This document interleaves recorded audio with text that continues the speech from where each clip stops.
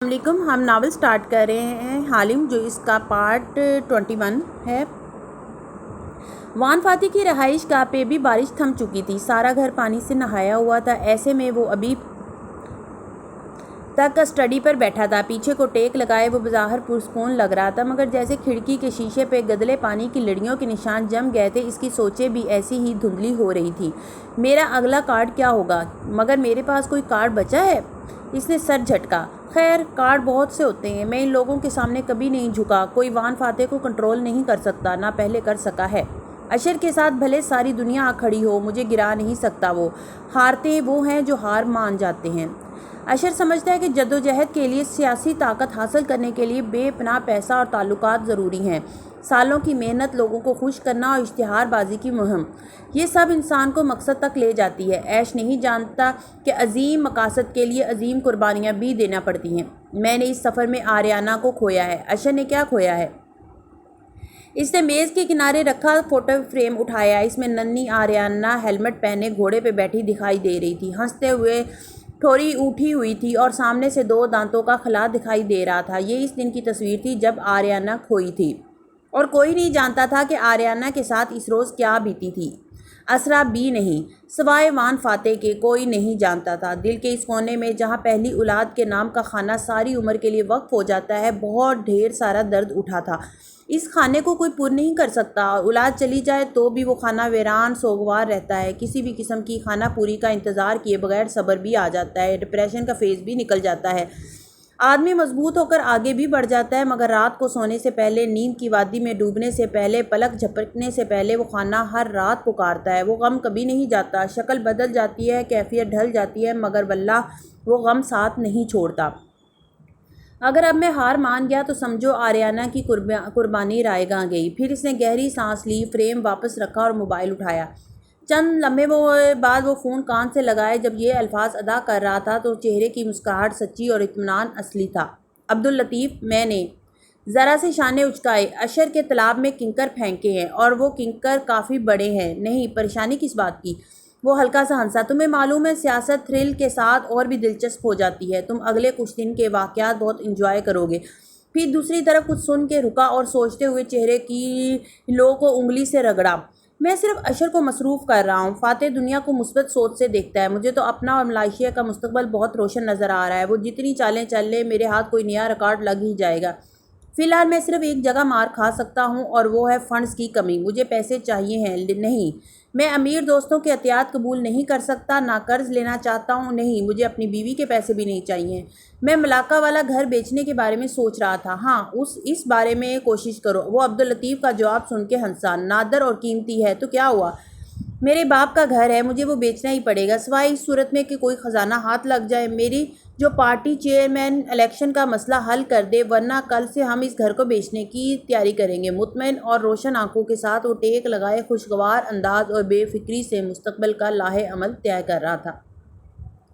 اپنے اندھیر کمرے میں بیٹھا ایڈم ابھی تک یونیفارم کو اداس نظروں سے دیکھ رہا تھا۔ ایڈم فاطمہ کو نہیں چھوڑ سکتا، اس نے تکلیف سے خود سے کہا۔ وہ واحد لڑکی ہے جس سے میری برسوں سے جذباتی وابستگی ہے، مگر ایڈم اس کو نہیں چھوڑے گا۔ اس نے بند مٹھی سے آنکھیں رگڑی۔ ایڈم محنت کرے گا، لیکن ایک دفعہ پھر مایوسی اس کے ارد گرد ڈیرا ڈالنے لگی۔ ایک گھر اور کاروبار سیٹ کرنے کے لیے مجھے نوکری نہیں بلکہ کوئی خزانہ چاہیے، اور خزانے ہم جیسوں کے ہاتھ نہیں لگا کرتے۔ سڑک کنارے وہ ہوڈ سر پر گرائے اور جیبوں میں ہاتھ ڈالے تیز تیز چلتی واپس جا رہی تھی۔ لبوں پہ بالآخر پرجوش مسکراہٹ تھی اور آنکھوں میں پرانی چمک۔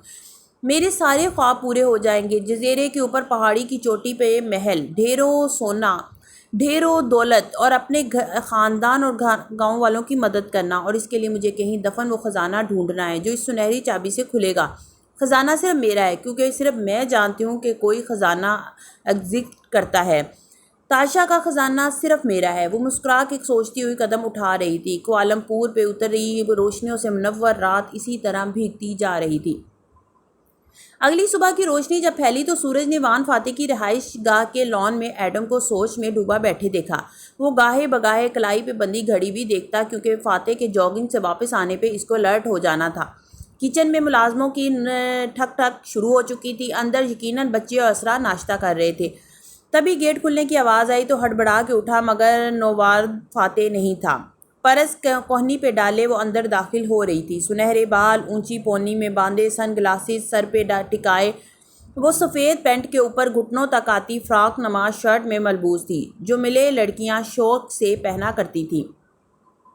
مسکراتی ہوئی چیونگم چباتی اب وہ گارڈ سے کچھ پوچھ رہی تھی۔ ایڈم کے ابرو بھنج گئے۔ یہ یہاں اتنی صبح کیسے؟ مگر گارڈ اس کی آمد سے باخبر دکھائی دیتا تھا، اس لیے اس کو اندر لے آیا۔ وہ مسکرا کے آگے بڑھی، پورچ کے وسط تک پہنچی کہ دروازہ کھلا اور اندر سے اسرا آتی دکھائی دی۔ دونوں بچے اس کے ساتھ تھے، اسکول کے لیے تیار۔ اسرا خود بھی کوٹ سکرٹ پہنے، گردن میں موتیوں کی لڑی اور بالوں کا جوڑا باندھے تیار لگ رہی تھی۔ تالیہ کو دیکھ کے ایک دم رکی، آنکھوں میں جیسے اوہ والے تاثرات ابھرے۔ تالیہ تم آ گئی؟ انداز کو معذرت خواہ بناتے ہوئے تیزی سے اس کی طرف آئی۔ تالیہ نے ناسمجھی سے اسے دیکھا۔ السلام علیکم مسز اسرا، آپ کہیں جا رہی ہیں؟ مجھے لگا آپ نے رات ڈنر پہ میرے فیور مانگنے کو سنجیدگی سے لیا تھا۔ وہ اداس ہو گئی تھی، چہرہ بجھ گیا۔ سنجیدگی سے لیا تھا تو حامی بھری تھی کہ تم میرا پورٹریٹ بناؤ گی جس کو ہم نیلامی پہ رکھیں گے، وہ نرمی سے کہتی اس کے مقابل آ رکی۔ مگر میرے بچوں کی ہنگامی پیرنٹس ٹیچر میٹنگ کی کال آ گئی ہے، صرف تھوڑی دیر کے لیے مجھے جانا ہوگا۔ تالیہ کے کندھے ڈھیلے پڑ گئے، وہ مایوس نظر آنے لگی تھی۔ میں اسے کوئی کمپین پرومس سمجھوں مسز اسرا؟ الیکشن سے پہلے مہم کے دوران کیے گئے وعدوں کو کمپین پرومس کہا جاتا ہے، جو اکثر یہ کہہ کے پورے نہیں کیے جاتے کہ وہ محض کمپین پرومس تھے اور صرف کمپین کے لیے ہی کیے گئے تھے۔ ہرگز نہیں تالیہ، خوش دلی سے مسکراتے ہوئے اسرا نے اسے تسلی دی۔ میں ابھی واپس آ جاؤں گی، تم تب تک خود کو گھر میں کمفرٹیبل کر لو اور اپنا پینٹنگ کا سامان سیٹ کر لو۔ اوکے۔ تالیہ جیسے اداسی سے مسکرائی۔ اسرا کار کی طرف آئی تو اس نے پکارا، کیا میں آپ کا پورٹریٹ بنانے کے لیے اپنی مرضی کی جگہ ڈھونڈ سکتی ہوں گھر میں؟ ڈرائیور دروازہ کھولے کھڑا تھا۔ اسرا نے بیٹھتے بیٹھتے مسکرا کے اور کہا اور سن گلاسز آنکھوں پہ لگائے۔ بچوں نے کار میں بیٹھتے وقت تالیہ کو مانوسیت بھری مسکراہٹ سے ہاتھ ہلایا تو اس نے بھی مسکرا کے جواباً بازو لہرا دیا۔ کار زن سے باہر نکل گئی اور تالیہ ان کو جاتے دیکھتی رہی۔ ادھر کار گیٹ سے نکلی، ادھر وہ ایڑیوں پہ گھومی اور تحکم سے لان میں کھڑے ایڈم کو انگلی سے اشارہ کر کے اپنی طرف بلایا۔ تم ادھر آؤ۔ وہ پورچ میں کھڑی تھی، ایڈم لان میں تھا۔ پھر رات میں وہ اس کی حقیقت سے بھی واقف ہو چکا تھا کہ وہ جھوٹی لڑکی تھی، پھر بھی وہ اتنے فاصلے اور دل کے میل کے باوجود کوئی روب سا تھا اس میں جو وہ تابداری سے چلا آیا۔ جی چتالیہ، میری کار کی بیک سیٹ پہ جو باکسز رکھے ہیں وہ لے کر میرے ساتھ آؤ اور کار کو اندر پارک کر دو۔ کار کی چابی اس کی طرف بڑھاتے ہوئے اس کی آنکھوں میں دیکھ کے بولی، مگر میں وان فاتح کے انتظار میں بیٹھا تھا، ان کو فوراً کچھ چاہیے ہوتا ہے اور باکسز کے اوپر ایک پاؤچ میں برشز ہوں گے، وہ لانا مت بھولنا۔ بے نیازی سے کہہ کر وہ گھوم گئی۔ ایڈم کو برا نہیں لگا، حالانکہ لگنا چاہیے تھا۔ کوئی بھی امیر زادی اور اوپر سے یہ طرح دار لڑکی جو روح بدل کے آئی کھڑی تھی اسے یوں حکم دے گی تو وہ لازمی برا منائے گا، مگر اس نے نہیں منایا۔ کچھ تھا جو اس امیر زادی میں جو اس کے اوپر چڑھے طمع کے باوجود فطری اور عام لوگوں جیسا تھا۔ ایڈم نے چابی تھام لی اور گیٹ کی طرف چلا آیا۔ مگر آج میں وان فاتح صاحب سے بات ضرور کروں گا، جو بھی ہے اس لڑکی کا پول کھلنا چاہیے۔ ایڈم سامان اٹھائے اندر آیا تو وہ ڈرائنگ روم میں بڑے صوفے پہ بیٹھی تھی، ٹانگ پہ ٹانگ جمائے وہ جوس پیتے ہوئے گردن پھیر پھیر کے اطراف کا جائزہ لے رہی تھی جس سے اس کی اونچی پونی جھول رہی تھی۔ ایڈم نے چیزیں سامنے دھری، تالیہ آگے کو جھکی اور ایک نیلا شاپنگ بیگ اٹھایا جس میں کچھ کپڑے جھلک رہے تھے۔ یہ تم لے جاؤ۔ وہ چونکا، پھر حیرت سے بیگ کو دیکھا۔ میں اس کا کیا کروں گا چتالیہ؟ تالیہ نے جوس کا گھونٹ بھر کے گلاس نیچے کیا اور اس کی آنکھوں میں دیکھ کے مسکرائی۔ نور کو دے دینا، کہنا تالیہ نے بھیجا ہے پاکستان سے۔ اب جو وعدہ اس سے کر آئے ہو اس کو سچا تو ثابت کرنا ہوگا نا۔ اور ایڈم بن محمد برف کا بت بن گیا، ہکا بکا شل، گویا سانس تک رک گیا ہو۔ اس کو اتنی جلدی کیسے پتہ چل گیا؟ اوہ! تالیہ افسوس سے سر ہلا رہی۔ تمہیں لگا تم جیسی بورن بن کے وہاں جاؤ گے اور مجھے معلوم نہیں ہوگا؟ میری دو آنکھیں میری گردن کے پیچھے بھی لگی ہیں۔ ایڈم، میرے بارے میں سوال مجھ سے پوچھو تو زیادہ بہتر ہوگا۔ جوس کا گلاس رکھ کے وہ اٹھی اور مسکرا کے شل ہوتے ہوئے ایڈم کو دیکھا۔ اور سنو، کوئی بھی بے وقوفی کرنے سے پہلے میری طرف کی کہانی ضرور سن لینا۔ یہ نہ ہو کہ بعد میں تمہیں وان فاتح کے سامنے شرمندہ ہونا پڑے۔ میری بات کے مقابلے میں تمہاری بات کی کوئی اہمیت نہیں ہوگی، یہ یاد رکھنا۔ باتھ روم کس طرف ہے؟ شل سے کھڑے ایڈم نے مکان کے انداز میں کونے میں بنے گیسٹ روم کی طرف اشارہ کیا تو تالیہ سیدھی اس طرف چلی گئی۔ اسرا کی میٹنگ والی ٹرک کام کر گئی۔ کچھ دیر بعد وہ سنک کے سامنے کھڑی اپنے عکس کو دیکھتی فون پہ کہہ رہی تھی، میں نے کہا نا وہ 2-4 مائیں اسکول فون کر کے کہیں گی کہ اسرا کا بیٹا کلاس میں سیاسی پمفلٹ تقسیم کر رہا ہے تو صبح صبح اسرا کو بلوا لیا جائے گا۔ پکا کام کیا، 1 گھنٹے سے پہلے اسرا بیگم فارغ نہیں ہوگی، تم تب تک سکے کو ڈھونڈ لو۔ اور سنو، داتن ساتھ میں کچھ کھا بھی رہی تھی، ایک دم یاد آنے پہ بولی، ایڈم کا کچھ کیا؟ میں نے تمہیں بتایا تھا نا، میرے آدمی نے کہا ہے کہ وہ رات میں، ہاں اس کو میں نے الجھا دیا ہے، کچھ بھی کرنے سے پہلے امید ہے مجھ سے بات کرے گا۔ تمہیں کیسے پتا؟ کیونکہ کچھ لوگ لیڈ کرنے کے لیے ہوتے ہیں اور کچھ لیڈ ہونے کے لیے۔ ایڈم دوسری طرح کے لوگوں میں سے ہے۔ تم بتاؤ، وائی فائی کو جام کر دیا؟ وہ بے چینی سے پوچھ رہی تھی۔ ہاں، میں گھر سے ذرا فاصلے پہ ہی ہوں۔ وائی فائی جام ہو چکا ہے، اب گھر کے کیمرے کام نہیں کریں گے۔ کیمرے صرف انٹرنس اور ڈرائنگ روم میں ہیں، پرائیویسی کے باعث ہر جگہ کیمرے نہیں لگے۔ اچھا، اب میں اوپر جا رہی ہوں، سرگوشی میں کہہ کے اس نے فون رکھ دیا۔ کچھ دیر بعد وہ لاؤنج کی سیڑھیاں چڑھتی دکھائی دی، سر جھکا کے موبائل کے بٹن بھی دبا رہی تھی، مصروف اور موڈی انداز۔ اسی طرح اوپر چلی گئی اور ملازم خاموش رہے۔ فاتح کا ایک انٹرویو چند ماہ پہلے اس کی اسٹڈی میں لیا گیا تھا۔ اس کی تصویر میں فاتح کے عقب میں شیلف میں سکوں کی کلیکشن نظر آ رہی تھی۔ کسی زمانے میں شاید وہ اکٹھا کرتا ہوگا، اسے وہی دیکھنی تھی۔ اگر گھر میں کہ وہ سکہ رکھ سکتے تھے تو یا کلیکشن میں سجا کے یا اسرا کے لاکر میں چھپا کے رکھ سکتے تھے، یہی وہ دو جگہ تھی۔ وہ اوپر آئی اور ادھر ادھر دیکھتی آگے بڑھتی آئی۔ ایک دروازہ کھولا تو وہ گلابی رنگ سے سجا چھوٹا کمرہ تھا۔ جولیانا کا کمرہ ہے یہ، اس نے دروازہ بند کر دیا۔ دوسرا کھولا تو پوسٹر اور گیمز کلیکشن سے معلوم ہو گیا کہ وہ سکندر کا تھا۔ تالیہ نے اس کو بھی احتیاط سے بند کر دیا، پھر وہ ٹھہری۔ راہداری کے سرے پر ایک اور دروازہ بھی تھا، تجسس اور اصرار میں لپٹا۔ تالیہ کا دل یوں ہی دھڑکا۔ وہ آگے آئی اور ڈور ناب گھمایا تو وہ کھلتا چلا گیا۔ ایک کھڑکی کا پردہ ہٹا تھا جس سے روشنی چھن کے کمرے میں گر رہی تھی۔ وہ اونچی چھت کا کھلا سا کمرہ تھا، نہ بیبی پنک میں رنگا نہ کھلونوں سے سجا۔ اس میں اونچے بک ریک رکھے تھے جن میں کتابیں سجی تھیں، کتابیں، بہت سی کتابیں۔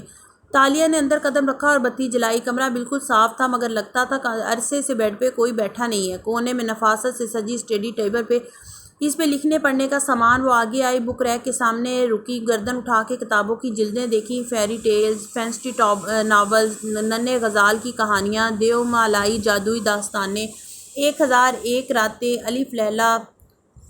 کسی سحر میں وہ کتابوں کی جلدوں کو پڑھتی آگے بڑھتی جا رہی تھی۔ الماری کا پٹ کھولا تو اندر کپڑے ٹنگے تھے، عام نہیں، صرف خاص، پیروں تک آتی کامدار میکسیز جو کسی 7-8 سال کی بچی کو پوری آ سکتی تھی۔ تاج، موتیوں کی مالائیں، قدیم طرز کی شہزادیوں والے لباس اور زیورات۔ تو آریانا کو شہزادیاں پسند تھیں، اور شاید فیری ٹیلز میں رہنا بھی۔ وہ اداسی سے مسکرائی۔ اگر اب وہ کہیں زندہ ہے تو 13-14 سال کی ہوگی۔ اس نے افسوس سے سر جھٹکا، پھر گھڑی دیکھی، وقت کم تھا۔ وہ احتیاط سے دروازہ بند کر کے باہر نکل آئی تو یوں لگا کسی گزرے زمانے کا دروازہ بند کیا ہے، جیسے کوئی عہد تمام ہوا، جیسے ماضی دفن ہو گیا۔ اسٹڈی خاموش پڑی تھی، گردنیں دائیں بائیں گھماتی، پونی جلاتی اس سب قدموں سے اندر داخل ہوئی۔ سامنے دیوار پہ اونچا شوکیس تھا، وسطی خانے میں سٹینڈ کے اوپر سکے سجے تھے، مختلف ادوار اور حکومتوں کے سکے۔ وہ شوکیس کے شیشے کے بالکل قریب آ رکی، ایک ایک سکے کو دیکھا، ان کی نشان علامتیں پڑھی۔ وہ سکہ ندارو تھا، اور تبھی شوکیس کے شیشے میں عکس سا ابھرتا دکھائی دیا۔ تم؟ وان فاتح کی برہم سی آواز سنائی دی، مگر وہ تالیہ تھی، نہ ڈری نہ گھبرائی، آرام سے پلٹی اور مسکراتی نظریں ان پہ جمائیں۔ گڈ مارننگ فاتح صاحب۔ وہ جاگنگ ٹراؤزر اور ٹی شرٹ میں ملبوس، پسینے میں نہایا ہوا تھا، ہاتھ میں چھوٹا تولیہ تھا جسے بھیگی گردن پونچھتے ہوئے پتلیاں سکیڑے ناگواری سے اسے دیکھ رہا تھا۔ تم رات یہیں رکی تھی کیا؟ نہیں سر، مسز اسرا کا پورٹریٹ بنانا ہے میں نے نیلامی کے لیے، وہ رسان سے مسکرا کے بتانے لگی، اسی لیے انہوں نے مجھے صبح صبح بلوایا تھا۔ مگر اسرا کو تو اسکول جانا تھا۔ وہ قدم قدم قریب آ رہا تھا، آنکھیں مشکوک انداز میں قدرے اکتاہٹ سے چھوٹی کر رکھی تھیں۔ جی، اور انہوں نے واپس آنے تک مجھے پورٹریٹ کے لیے مناسب جگہ ڈھونڈنے کے لیے کہا ہے۔ میں وہی جگہ تلاش کر رہی تھی کہ آپ کی اتنی خوبصورت اسٹڈی اور یہ کلیکشن دیکھنے سے خود کو روک نہ سکی اور اندر چلی آئی۔ تم سب ہر دفعہ یہیں سے کیوں بات شروع کرتی ہو؟ فاتح نے افسوس بھری گہری سانس لے کر اس کو ٹوکا تو تالیہ ٹھٹک کے رک گئی۔ جی، مجھے وقت نہیں ملتا، ورنہ ضرور نوٹس کرتا کہ تم نے میری بیوی کو آخر کس طرح اتنا چارم کر لیا ہے کہ اس نے تمہیں گھر میں داخل ہونے دے دیا ہے، لیکن میں آج تک یہ نہیں سمجھ سکا کہ تم سب لڑکیاں ہمیشہ گھر میں گھومنے پھرنے سے ہی کیوں آغاز کرتی ہو۔ ٹھنڈے انداز میں کہتے ہوئے وہ اسٹڈی ٹیبل کے دراز تک آیا اور اسے کھولا، پھر سر جھکائے چند فائلز نکالیں۔ تالیہ کو بات سمجھ آئی تو اس کی رنگت سرخ ہوئی۔ آپ مجھے غلط سمجھ رہے ہیں؟ بالکل۔ وہ سر اثبات میں ہلاتے ہوئے فائل کے صفحے پلٹتے ہوئے کچھ تلاش کر رہا تھا، پھر بالکل یہی فقرہ بولا جاتا ہے، میں ایسی لڑکی نہیں ہوں، آپ مجھے غلط سمجھ رہے ہیں۔ اس کے بعد عموماً تم میں سے کوئی رونا شروع کر دیتی ہے، میرے ساتھ فلاں مسئلہ ہے، فلاں مجھے ہراس کر رہا ہے، میرا فلاں کام اٹکا ہوا ہے، فلاں۔ فائل پہ جھکے بازو پیچھے لمبا کر کے اسے میز سے قلم اٹھایا اور صفحے پہ کچھ انڈر لائن کیا، ساتھ ہی بے رحمی سے بولے جا رہا تھا، پھر اس کے بعد لڑکی اپنا نمبر چھوڑ جاتی ہے یا کارڈ، اور ہاں مجھے بھول گیا، ساتھ میں اپنی کوئی چیز بھی، کوئی کلپ، کوئی ایئر رنگ، کوئی ٹیشو، کبھی میری اسٹڈی میں، کبھی نیچے میرے کمرے میں نظر بچا کے داخل ہو کے، اس لیے نظر اٹھا کے سادگی سے اسے دیکھا، اگر تم نے کچھ چھوڑا ہے تو ابھی لے جاؤ، کیونکہ میں ایسی چیزوں کو کچرے میں پھینک دیتا ہوں، اور میری بیوی ان کی اتنی عادی ہے کہ وہ ایسی بیوقوف لڑکیوں پہ ہنس دیا کرتی ہے۔ قلم رکھا اور چھوٹے تولیے سے چہرہ اور گردن دوبارہ سے پونجے۔ تالیہ ان گلابی پڑتے چہرے کے ساتھ ضبط سے ہنکارا بھرا۔ آپ یہ کہہ رہے ہیں کہ آپ کی فینس آپ کے گھر داخل ہو کر یہ سب کرتی ہیں، اور بالکل تمہاری طرح وہ ظاہر کرتی ہیں کہ ان کو معلوم ہی نہیں کہ دوسری لڑکیاں یہ کام پہلے بھی کرتی آئی ہیں۔ بولتے ہوئے میں میز کے کنارے میں بیٹھا اور سیل فون نکال کے فائل سے کچھ اس پہ فیڈ کرنے لگا، اور اکثر یہ لڑکیاں کسی بہانے سے مسز اسرا سے شناسائی بنا کے آپ کے ارد گرد یہ ساری حرکتیں کرتی ہیں۔ وہ لب بھینچے بدک مسکرا کے بولی، کئی سالوں سے بالکل اسی طرح۔ اس کی نظر اسکرین پہ جھکی تھی اور انگوٹھا ٹچ بٹنوں پہ حرکت کر رہا تھا۔ تالیہ کی گردن میں گلٹی سی ڈوب کے معدوم ہوئی، آنکھیں سرخ پر گلابی پڑنے لگی تھی، مگر وہ سیدھی کھڑی رہی، گردن کڑائے رکھی۔ میں یہ نہیں پوچھوں گی کہ آپ سچ کہہ رہے یا نہیں، کیونکہ وہ یقیناً یہ سب کرتی ہوں گی۔ میں صرف اتنا پوچھوں گی وان فاتح، چبا چبا کے وہ زہر خند سا بولی، کہ وہ یہ سب آپ کے آس پاس اتنا کمفرٹیبل ہو کے کیسے کر لیتی ہیں؟ فاتح نے چونک کے آنکھیں اٹھائیں۔ اسے شاید اس جواب کی توقع نہیں تھی، مگر وہ لڑکی اب بازو سینے پہ لپیٹے ڈٹائی سے بلند آواز میں بولے جا رہی تھی۔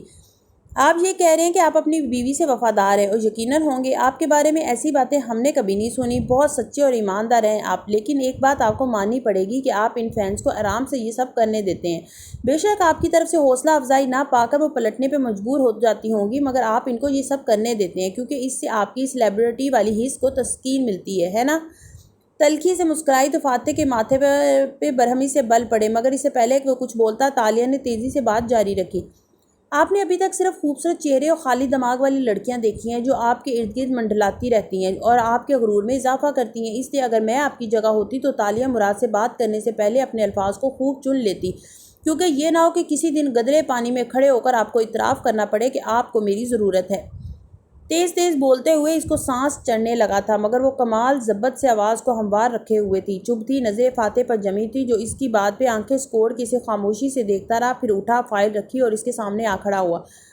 مجھے صبح صبح اپنے گھر میں اجنبی لڑکیوں کا یوں گھومنا پھرنا پسند نہیں ہے۔ میری بیوی کی خوشامد تم ڈرائنگ روم کی حد تک بھی کر سکتی ہو، تو اپنے ملازموں سے کہیے کہ مجھے اٹھا کے باہر پھینک دے، کیونکہ میں یہاں پینٹنگ بنانے آئی ہوں، جگہ بنانے نہیں، اور اپنی مرضی کا اسپاٹ ڈھونڈے بغیر نیچے نہیں جاؤں گی۔ وہ اس کی آنکھوں میں نظریں جمائے پلک تک نہ چپک رہی تھی۔ فاتح نے چہرہ اس کی طرف جھکایا اور سرگوشی کی۔ پتہ ہے میں تمہیں اتنے دن سے برداشت کیوں کر رہا ہوں؟ اس کی آواز دھیمی ہو گئی تھی۔ کیونکہ آریانہ تمہیں پسند کرتی تھی، تاشا آگوپودو۔ وہ واپس پیچھے ہوا، پھر اس کو دیکھے بغیر آگے بڑھ گیا۔ تالیہ چند لمحے شل کھڑی رہی۔ تاشا آگاپودا، بجلی کے کوندے کی طرح وہ نام ذہن میں لپکا اور اس کے 14 طبق روشن ہو گئے۔ فاتح جا چکا تھا اور شاخ سے نکلتے ساتھ ہی تالیہ کو اسٹڈی کی خاموشی میں اپنے کہے الفاظ کی بازگشت سنائی دینے لگی۔ اس نے ایک دم دل پہ ہاتھ رکھا جیسے خوف زدہ اور بے یقین ہو۔ میں نے یہ سب کہہ دیا ان سے؟ وہ وان فاتح تھے، اور وہ ملائیشیا کے محبوب وان فاتح تھے۔ لوگ ان کے قدموں میں رل جانے کو تیار رہتے ہیں، اور میں ذرا سی توہین برداشت نہ کر سکی۔ رنگت سرخ ہو رہی تھی اور آنکھیں پانیوں سے بھر رہی تھیں۔ پسند تو کرتی ہوں میں ان کو، سب کرتے ہیں، ہاں نہیں ہوں میں ان لڑکیوں کی طرح، مگر میں بھی تو چوری کی نیت سے آئی تھی، پھر ان کو ناراض کرنے کی ضرورت کیا تھی؟ ساری عمر کے لیے ان کو خود سے ناراض کر لیا، اب تو وہ مجھے شدید ناپسند کرنے لگیں گے۔ اپنے سر پہ اس نے بے بسی سے چپت لگائی۔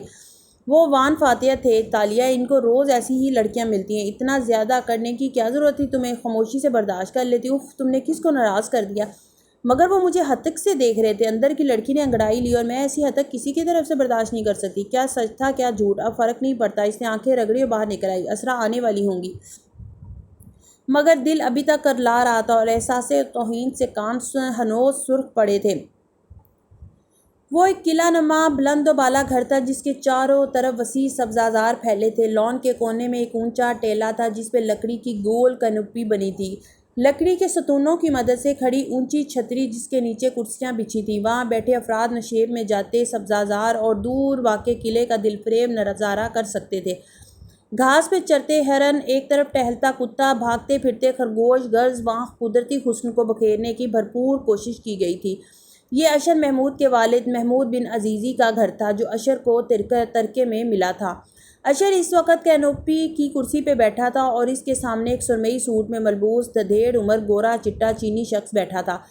اشر خاموشی سے مسکرا کے اسے دیکھ رہا تھا جو فون پہ ہدایت دے رہا تھا۔ خدا کی اسٹوری کل تو کیا کسی بھی دن پرنٹ نہیں ہوگی؟ جیسا میں نے رات میں کہا تھا ویسے ہی کرو۔ ایک مگ کے پیچھے ہم اپنے اخبار کو قانونی کیسز کی طرف نہیں دھکیل سکتے۔ ہم نے ایک نسل پرست ایشو کو اٹھایا تو حکومت بھی ہمیں بیک نہیں کرے گی۔ پھر موبائل بند کر کے میز پہ ڈالا اور مسکرا کے سامنے بیٹھے اشر کو دیکھا۔ میں مزید تمہارے لیے کیا کر سکتا ہوں ایش؟ آپ نے رات کو یقین دہانی کروا کر میرے لیے سب کچھ کر دیا تھا، اب میرے کچھ کرنے کا وقت ہے، کہہ کے اس نے ٹانگ سے ٹانگ ہٹائی اور ایک فائل میز پہ رکھی۔ یہ ٹورزم ملائیشیا کے اشتہاروں کی تفصیلات ہیں جو کل سے آپ کے اخبار کی زینت بنے گی۔ بادل زور سے گرجے اور پل بھر میں ٹپ ٹپ قطرے برسنے لگے۔ یہ حکومتی اشتہار ہے اور میں اپوزیشن میں ہوں، جانتا ہوں، لیکن میرے دوست ہر جگہ موجود ہوتے ہیں۔ چینی صاحب مسکرائے اور فائل کے صفحات دلچسپی سے پلٹنے لگے۔ اشر نے گردن موڑ کے دیکھا۔ بارش تڑا تڑ برس رہی تھی اور کینوپی کی چھاتا کے کناروں سے پانی نیچے لڑک رہا تھا۔ ہرن کلانچے بھرتے آشیانے کے لیے بھاگ رہے تھے۔ کتا قلعے کی طرف دوڑا۔ پل بھر میں سارا منظر جل تھل ہو گیا تھا۔ میرا خوبصورت ملائیشیا، وہ ستائش سے مسکرایا، اور یہ ملک میں کسی کے حوالے نہیں کروں گا۔ روزانہ کی بنیادوں پہ آدھے صفحے کے اشتہارات، وہ بھی فرنٹ پیج پہ۔ زبردست اشر، اخبار مالک نے خوشگوار حیرت سے ابرو اٹھائے، اور یہ سرکاری اشتہارات ہیں، پیسہ سرکاری خزانے سے جائے گا، کسی کو میرے اور آپ کے تعلق پہ شک نہیں ہوگا۔ وہ بینچ کی پشت پہ بازو پھیلائے اطمینان سے بتا رہا تھا، لیکن آپ کو ایک اور بھی کام کرنا ہوگا۔ چینی صاحب نے چونک کے اینک کے پیچھے سے آنکھیں اٹھائیں، اور وہ ہے جس صحافی نے خبر لگانی چاہی تھی اس کو نوکری سے نکال دیں۔ وہ کیوں؟ اخبار مالک ٹھٹک گئے۔ کیونکہ کل کو وہ اگر کسی دوسرے اخبار کا رخ کرے تو ہم یہ کہہ سکیں کہ اس نے یہ سب صرف اور صرف اپنے چینی مالک کے خود کو نوکری سے نکالنے کی وجہ سے کیا ہے۔ تعصب، مسکرا کے ہلکے سے شانے اچکائے تو چینی صاحب کے تنے اعصاب ڈھیلے پڑے اور ہونٹ مسکرا اٹھے۔ میں سمجھ گیا۔ اشر نے دوبارہ سے گردن موڑ کے پیچھے دیکھا اور پتھریلا قلعہ بارش میں بھیگتا جا رہا تھا۔ سارے چرند پرند چھپ گئے تھے، تنہا بھیگتا قلعہ۔